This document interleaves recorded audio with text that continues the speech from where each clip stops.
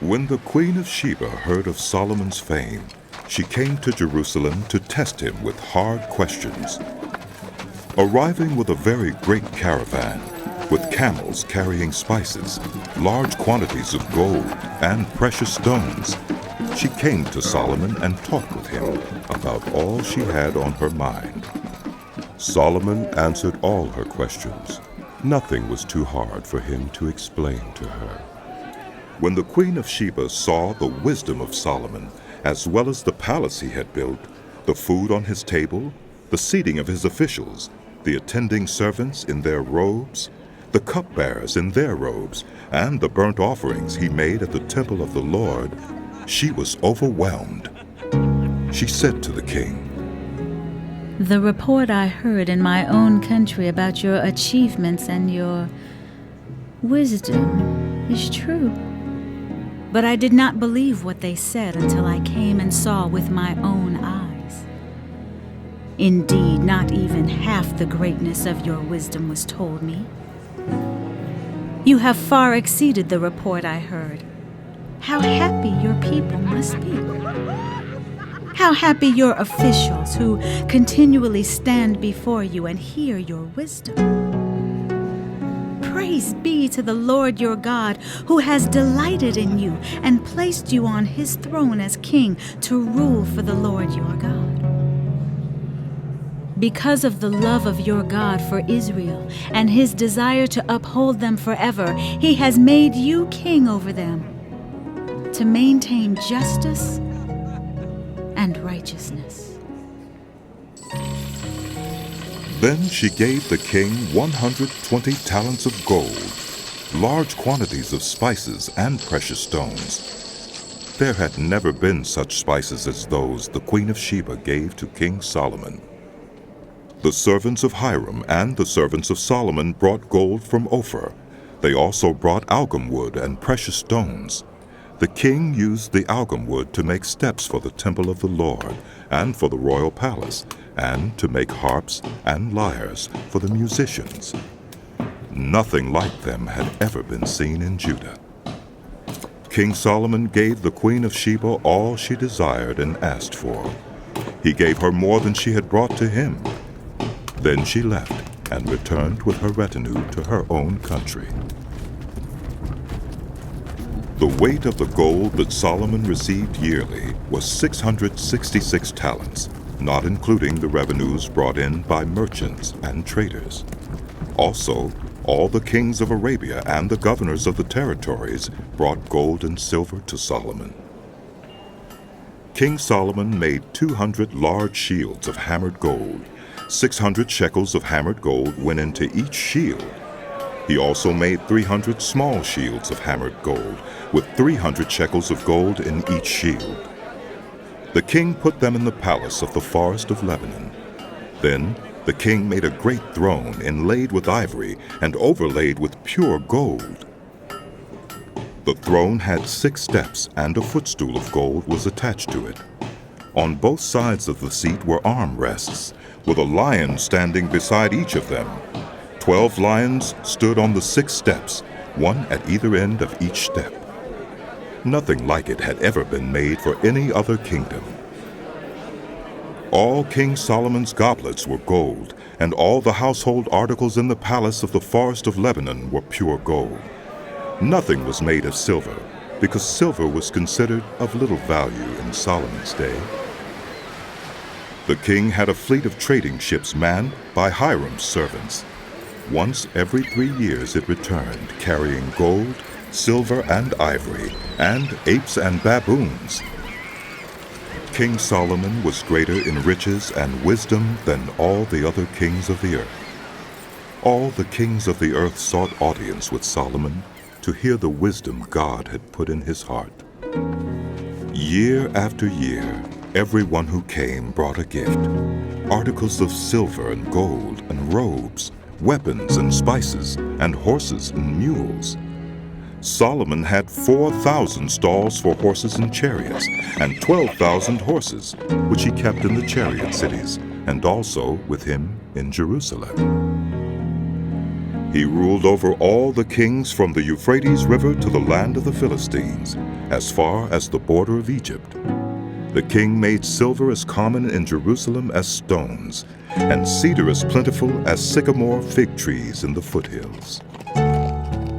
Solomon's horses were imported from Egypt and from all other countries.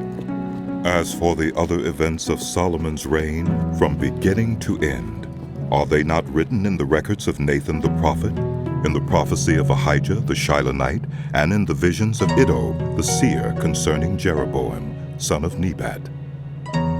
Solomon reigned in Jerusalem over all Israel 40 years. Then he rested with his ancestors and was buried in the city of David, his father, and Rehoboam his son succeeded him as king. Rehoboam went to Shechem, for all Israel had gone there to make him king. When Jeroboam, son of Nebat, heard this, he was in Egypt, where he had fled from King Solomon. He returned from Egypt. So they sent for Jeroboam, and he and all Israel went to Rehoboam and said to him, Your father put a heavy yoke on us, but now lighten the harsh labor and the heavy yoke he put on us, and we will serve you. Rehoboam answered, Come back to me in 3 days. So the people went away. Then King Rehoboam consulted the elders who had served his father Solomon during his lifetime. How would you advise me to answer these people? He asked. They replied, If you will be kind to these people and please them and give them a favorable answer, they will always be your servants. But Rehoboam rejected the advice the elders gave him and consulted the young men who had grown up with him and were serving him. He asked them, What is your advice? How should we answer these people who say to me, Lighten the yoke your father put on us? The young men who had grown up with him replied, The people have said to you, Your father put a heavy yoke on us, but make our yoke lighter.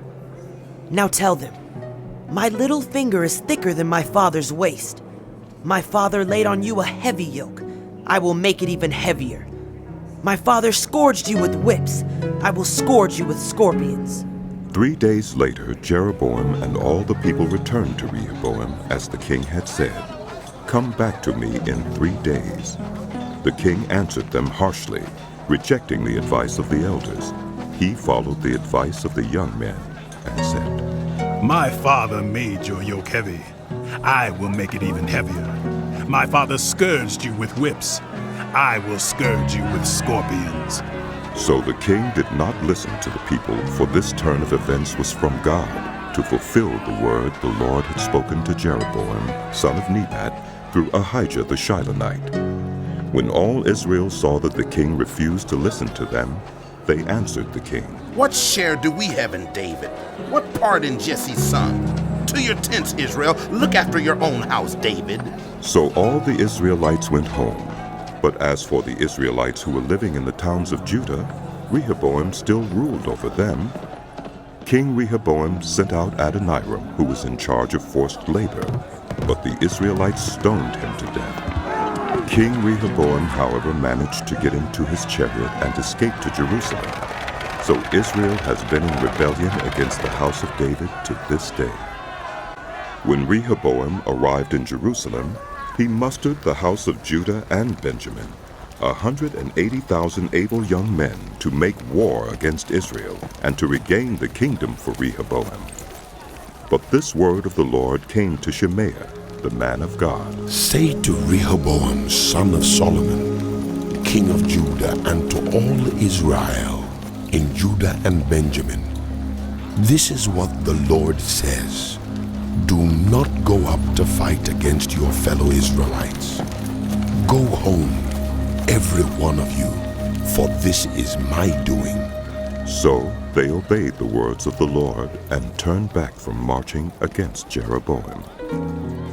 Rehoboam lived in Jerusalem and built up towns for defense in Judah: Bethlehem, Etam, Tekoa, Beth-zur, Soko, Adullam, Gath, Marisha, Ziph, Adoraim, Lachish, Azekah, Zorah, Aijalon, and Hebron. These were fortified cities in Judah and Benjamin. He strengthened their defenses and put commanders in them with supplies of food, olive oil, and wine. He put shields and spears in all the cities and made them very strong. So Judah and Benjamin were his. The priests and Levites from all their districts throughout Israel sided with him. The Levites even abandoned their pasture lands and property and came to Judah and Jerusalem, because Jeroboam and his sons had rejected them as priests of the Lord when he appointed his own priests for the high places and for the goat and calf idols he had made. Those from every tribe of Israel who set their hearts on seeking the Lord, the God of Israel, followed the Levites to Jerusalem to offer sacrifices to the Lord, the God of their ancestors. They strengthened the kingdom of Judah and supported Rehoboam, son of Solomon, 3 years, following the ways of David and Solomon during this time. Rehoboam married Maholath, who was the daughter of David's son Jeremoth, and of Abihail, the daughter of Jesse's son Eliab. She bore him sons, Jeush, Shemariah, and Zaham. Then he married Maacah, daughter of Absalom, who bore him Abijah, Attai, Ziza, and Shelomith. Rehoboam loved Maacah, daughter of Absalom, more than any of his other wives and concubines. In all, he had 18 wives and 60 concubines, 28 sons and 60 daughters. Rehoboam appointed Abijah, son of Maacah, as crown prince among his brothers, in order to make him king. He acted wisely, dispersing some of his sons throughout the districts of Judah and Benjamin, and to all the fortified cities. He gave them abundant provisions and took many wives for them. After Rehoboam's position as king was established and he had become strong, he and all Israel with him abandoned the law of the Lord. Because they had been unfaithful to the Lord, Shishak, king of Egypt, attacked Jerusalem in the 5th year of King Rehoboam. With 1,200 chariots and 60,000 horsemen, and the innumerable troops of Libyans, Sukkites, and Cushites that came with him from Egypt, he captured the fortified cities of Judah and came as far as Jerusalem. Then the prophet Shemaiah came to Rehoboam and to the leaders of Judah who had assembled in Jerusalem for fear of Shishak, and he said to them, This is what the Lord says. You have abandoned me. Therefore I now abandon you to Shishak. The leaders of Israel and the king humbled themselves and said, The Lord is just. When the Lord saw that they humbled themselves, this word of the Lord came to Shemaiah. Since they have humbled themselves, I will not destroy them, but will soon give them deliverance. My wrath will not be poured out on Jerusalem through Shishak. They will, however, become subject to him, so that they may learn the difference between serving me and serving the kings of other lands.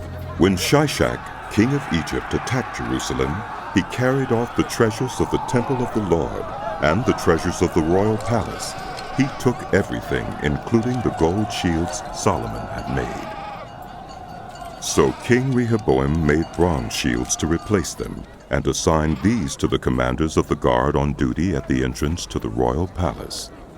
Whenever the king went to the Lord's temple, the guards went with him, bearing the shields, and afterward they returned them to the guard room. Because Rehoboam humbled himself, the Lord's anger turned from him, and he was not totally destroyed. Indeed, there was some good in Judah. King Rehoboam established himself firmly in Jerusalem and continued as king. He was 41 years old when he became king, and he reigned 17 years in Jerusalem, the city the Lord had chosen out of all the tribes of Israel in which to put his name. His mother's name was Naamah. She was an Ammonite. He did evil because he had not set his heart on seeking the Lord. As for the events of Rehoboam's reign from beginning to end, Are they not written in the records of Shemaiah the prophet and of Iddo the seer that deal with genealogies? There was continual warfare between Rehoboam and Jeroboam. Rehoboam rested with his ancestors and was buried in the city of David, and Abijah his son succeeded him as king. In the 18th year of the reign of Jeroboam, Abijah became king of Judah, and he reigned in Jerusalem 3 years. His mother's name was Maacah, a daughter of Uriel of Gibeah. There was war between Abijah and Jeroboam. Abijah went into battle with an army of 400,000 able fighting men, and Jeroboam drew up a battle line against him with 800,000 able troops. Abijah stood on Mount Zemaraim in the hill country of Ephraim and said, Jeroboam and all Israel, listen to me. Don't you know that the Lord, the God of Israel, has given the kingship of Israel to David and his descendants forever by a covenant of salt? Yet Jeroboam, son of Nebat, an official of Solomon, son of David, rebelled against his master. Some worthless scoundrels gathered around him and opposed Rehoboam, son of Solomon, when he was young and indecisive and not strong enough to resist them. And now you plan to resist the kingdom of the Lord, which is in the hands of David's descendants. You are indeed a vast army and have with you the golden calves that Jeroboam made to be your gods. But didn't you drive out the priests of the Lord, the sons of Aaron and the Levites, and make priests of your own as the peoples of other lands do? Whoever comes to consecrate himself with a young bull and 7 rams may become a priest of what are not gods. As for us, the Lord is our God, and we have not forsaken him. The priests who serve the Lord are sons of Aaron, and the Levites assist them. Every morning and evening they present burnt offerings and fragrant incense to the Lord. They set out the bread on the ceremonially clean table and light the lamps on the gold lampstand every evening. We are observing the requirements of the Lord our God. But you have forsaken him. God is with us. He is our leader.